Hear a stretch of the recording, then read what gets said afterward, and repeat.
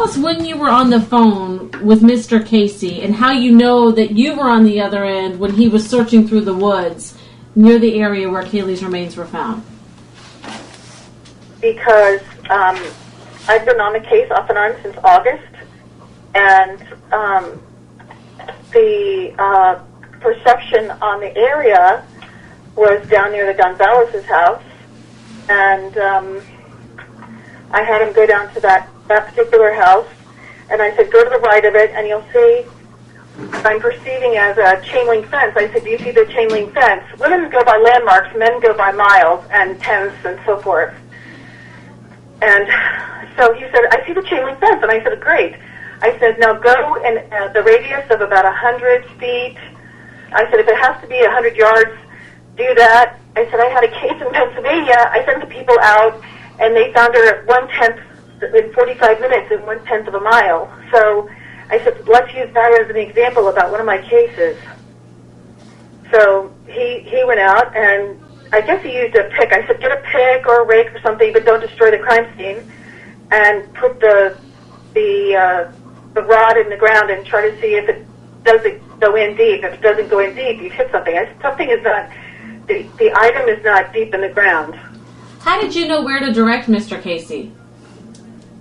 Because I'm a psychic and I'm a dowser, and we pinpoint water, and we pinpoint buried treasure, and we pinpoint missing objects.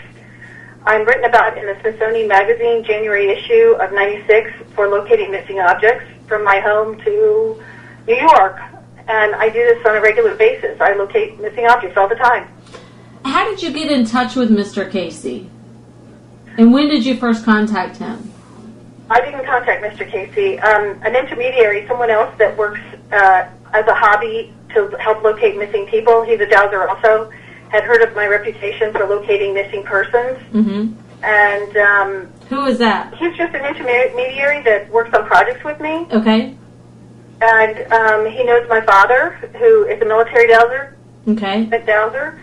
And he asked me if I would help with the case, and I said I didn't know about the case, mm-hmm. and eventually I worked on it whenever I could, because I have a family, so I'm real busy with the family things.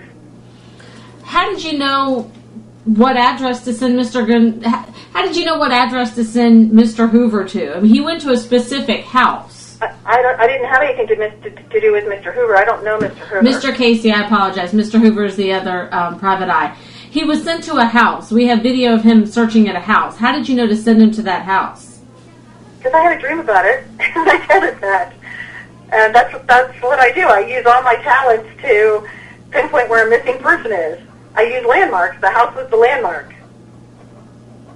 I don't have to go to site. I just pick up the information from here, my home. Okay. I just helped locate a missing little girl in Michigan from my home right before that. A missing toddler who was 2 found alive.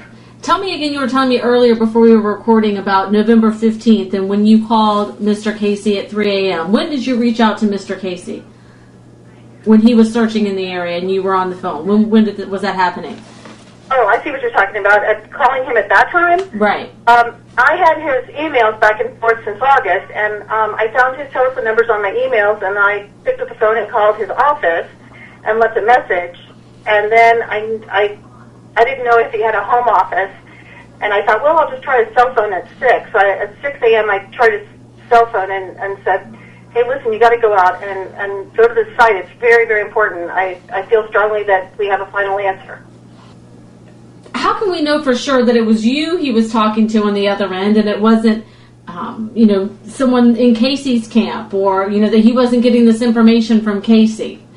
How do you well, I don't think he can get information from Casey. She was in jail. I don't know Casey, and I've never talked to Casey. Yeah, but she was allowed to have visitors at jail, and she was talking to her parents while she was in jail, and they were talking with the private investigators. So I guess how could this be an alibi for him? How can you prove that you were the one on the phone with him directing him where to look in that video? Well, basically, we'll have to go to Verizon to get the phone bill, and the phone bill will itemize his phone calls that morning. And as soon as we get those, I'll be happy to turn them over to the police department. They didn't ask for them. They never called me about them. They knew about me 10 days ago. Have you been in touch with the police? They haven't called me.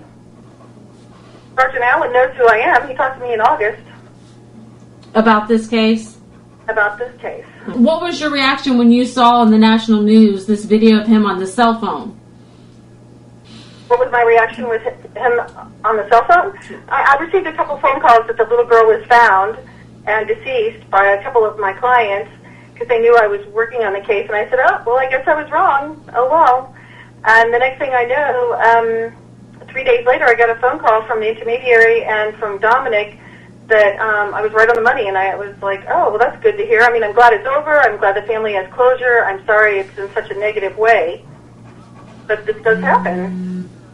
So you're saying that the cell phone records will prove that you were on the phone with him on November 15th? Oh, yeah. Verizon details it. I called the first, I worked on two phones. I worked on my home phone and I worked on my cell phone. So I assume that I've been trying to talk to Verizon, but it's been difficult. I'll go to their office and try to get a hard copy and get it to Dominic to give to the police. Or just give it directly to the police if they want it. Had you talked to him before the 15th?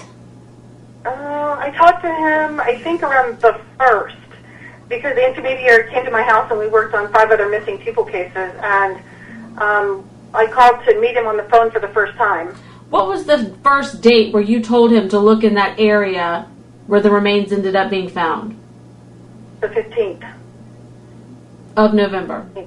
Can you explain again, Ginette, about the dream you had about this area where the remains were found? Well, the dream basically, what I do is I lay out the child's picture or the person's picture and a map of the area, and then the Anthony's were kind enough to send a teddy bear to help me link up with picking up any kind of connection to the child. And they put out 200% effort. I think it was excellent. And within a couple of weeks, I had a dream and picked up specific details of where to look. So I called